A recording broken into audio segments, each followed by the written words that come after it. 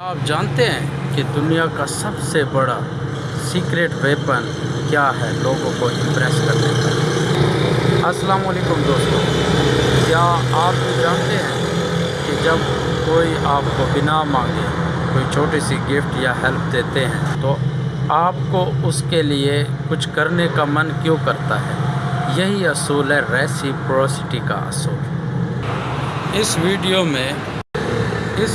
میں ہم رابرٹ کلیڈن کی فیمس کتاب انفلوئنس سے لیے گئے ریسیپروسٹی کے بارے میں ڈیٹیل سے سمجھیں گے۔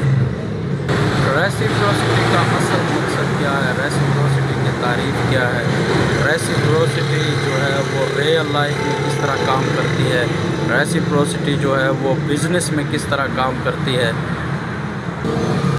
اس سائیکالوجیکل ٹول کا استعمال ہم کیسے کریں۔ اگر آپ بھی اپنے سوشل سکل اور انفلوئنس کو بدلنا چاہتے ہیں تو اس ویڈیو کو آخر تک ضرور دیکھیں۔ ویڈیو پسند آنے پر لائک اور سبسکرائب کرنا نہ بھولیں۔ ریسیپروسٹی جو ہے وہ ہے لین دین کا نام۔ مثلا آپ کسی کی ہیلپ کرتے ہیں تو وہ اس کا بھی من چاہتا ہے کہ وہ آپ کو اس کے بدلے میں کچھ دے یا آپ کی ہیلپ کرے۔ یہاں پہ ایک مثال جو اس کتاب سے لی گئی ہے وہ ہے یہ جو کرشنا سوسائٹی کے لوگ تھے، وہ ایئرپورٹ پہ لوگوں کو مفت پھول دیتے تھے۔ پھر اگر لوگ انکار کرتے تھے کہ ہمیں یہ پھول نہیں لینا تو وہ کہتے تھے کہ نہیں، یہ سوسائٹی کی طرف سے آپ کو ایک گفٹ ہے۔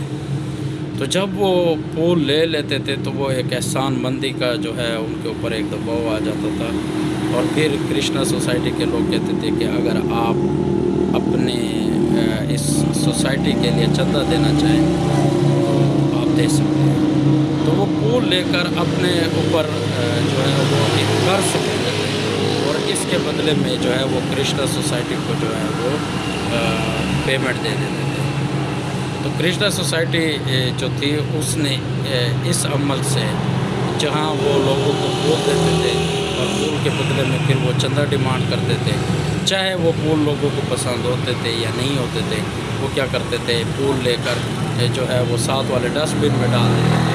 پھر وہی کرشنا سوسائٹی والے لوگ اسی پھولوں کو لے جاتے تھے اور اس کے بدلے میں انہوں نے کروڑوں ڈالر۔